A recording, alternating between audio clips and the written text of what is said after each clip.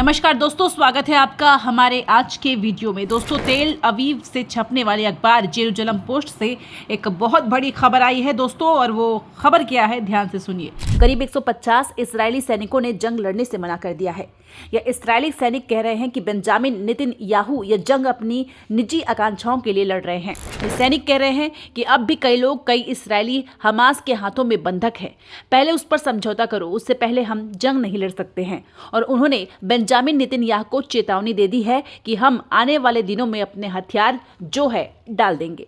दोस्तों, आपको समझना पड़ेगा, आज 15 और सैनिकों ने इस पर हस्ताक्षर किए हैं, जिसके साथ यह संख्या 150 हो गई है। कहने को 150 की संख्या बहुत ज्यादा दिखाई नहीं देती, मगर आपको समझना पड़ेगा, यह खबर जेरूजलम पोस्ट से सामने उभर कर आ रही है, जो तेल अवीव से जो है अखबार छपता है। बात वहां नहीं रुकती, यह खबर आ रही है इस्राएली सेना से, वो इस्राएली सेना जो कि इस वक्त 3 मोर्चों पर जंग लड़ रही है, फलस्तीन, ईरान और लेबनान। ऐसे में उन्होंने कह दिया कि हम अपने हथियार त्याग देंगे। इंतजार कीजिए, कुछ देर के बाद मैं आपको बतलाऊं 23 साल की एक महिला सैनिक ने किस तरह से इमोशनल अपील की है। प्रधानमंत्री बेंजामिन नेतन्याहू को इसका असर वहां के यानी कि इस्राएल के सैनिकों पर भी पड़ रहा है। सरल शब्दों में दोस्तों, ये खबर क्या है आपकी स्क्रीन पर। इस संबंध में इस्राएल में एक मुहिम चलाई जा रही है। इस मुहिम के तहत एक सार्वजनिक ज्ञापन तैयार किया गया है। इस ज्ञापन को साइन करने के लिए सैनिकों को आमंत्रित किया गया है। अब इस मुहिम में धीरे धीरे कई सैनिक जुड़ते नजर आ रहे हैं। अब तक 150 से ज्यादा सैनिक इस मुहिम का हिस्सा बन चुके हैं। इन सैनिकों का कहना है, यदि बंधकों की रिहाई के लिए डील या समझौता नहीं किया जाता तो यह लोग लड़ाई करने से इनकार कर देंगे। इन सैनिकों में कुछ महिला सैनिक भी शामिल हैं। इनमें से कुछ लोगों का कहना है कि इस साइन के साथ यानी इस हस्ताक्षर के साथ उनका कार्यकाल एक सैनिक के रूप में समाप्त हो रहा है। कुछ सैनिकों ने साइन कर यह कहा कि यह सरकार के लिए ये एक चेतावनी है कि यह बंधकों की रिहाई के लिए डील करे। सरल शब्दों में कहा जाए तो यह सैनिक क्या कह रहे हैं कि 3 मोर्चों पर इस्राएल जो जंग लड़ रहा है, दरअसल यह जंग हमास के कब्जे में हमारे नागरिकों के लिए सजाए मौत है। दोस्तों, आप जानते हैं, ये जो तमाम सैनिक है वो जानते हैं कि उनकी पेंशन्स खत्म हो जाएंगी, उन्हें देशद्रोही तक करार दिया जाएगा, मगर फिर भी वह इतना बड़ा कदम उठा रहे हैं। और यह मत सोचिए कि इसके पीछे की वजह सिर्फ वह बंधक है। इसके पीछे की वजह है कि कहीं ना कहीं इस्राएल का सैनिक भी शायद यह महसूस कर रहा है कि किस तरह से फलस्तीनियंस में बसे लोगों पर ज्यादती हो रही है।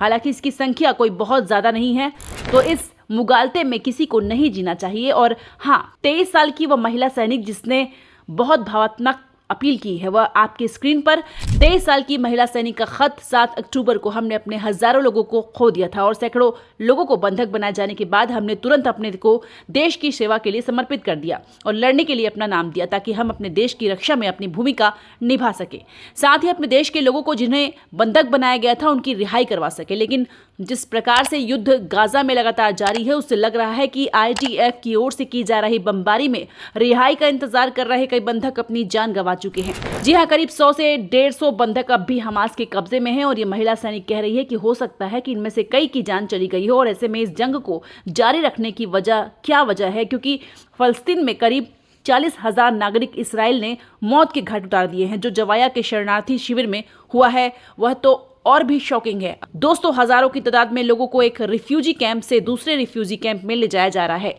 लोग कह रहे हैं कि एक कंसंट्रेशन कैंप में है। अब यही हो रहा है आम फलिस्तानी के साथ। अन्य सैनिकों ने भी, उन 150 सैनिकों में कुछ और सैनिक भी हैं जिन्होंने खत लिखा है और उनके शब्द आपके स्क्रीन पर। अब लग रहा है कि सरकार की ओर से डील यानी समझौते पर जोर नहीं दिया जा रहा है। लोगों ने कहा है कि हमने सरकार के साथ मिलकर गाज में अपने लोगों के लिए लड़ाई लड़ी, हम भी चाहते हैं कि हमास का अंत हो, लेकिन इस सब में अपने लोगों की रिहाई करवाने का जज्बा ही हमारी ताकत रही है। लेकिन अब हौसला टूट रहा है। गौर कीजिए इस शब्द को, अब हौसला टूट रहा है। यह हौसला टूट रहा है क्योंकि आपको समझना पड़ेगा, यह युद्ध पूरी तरह से एक तरफा है।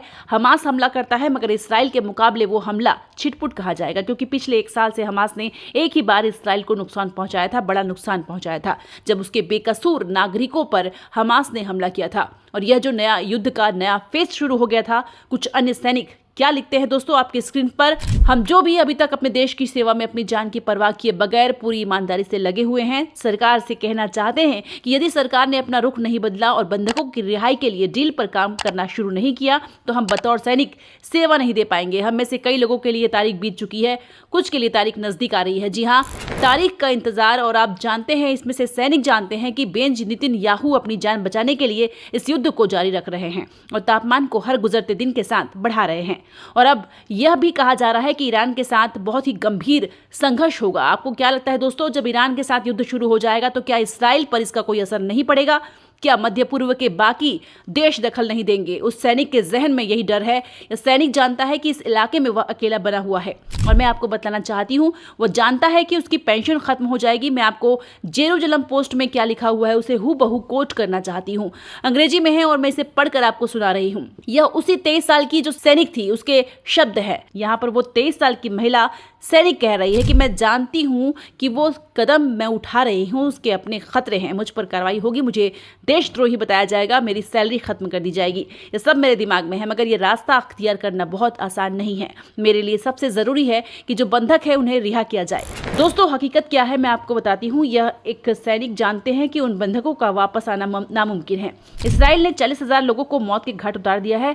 आपको क्या लगता है इसके बाद भी हमास उन लोगों को रिहा करेगा जो उसके कब्जे में? हालांकि इससे पहले उसने कई लोगों को रिहा किया है। तो कहने का अर्थ साफ है, हालात बद से बदतर होते जा रहे हैं। बेंजामिन नेतन्याहू पर भ्रष्टाचार के केसेस पहले से ही चल रहे हैं। वो जानते हैं कि अगर ये युद्ध रुका तो वो केसेस शुरू हो जाएंगे। और इसराइल के अंदर जो ताकत है, जो मानते हैं कि बेंजामिन नेतन्याहू ने इस पूरे देश को, इस पूरे इलाके को, या ये कहा जाए कि पूरी दुनिया को युद्ध की तरफ धकेला है, इसकी कीमत तो चुकानी पड़ेगी।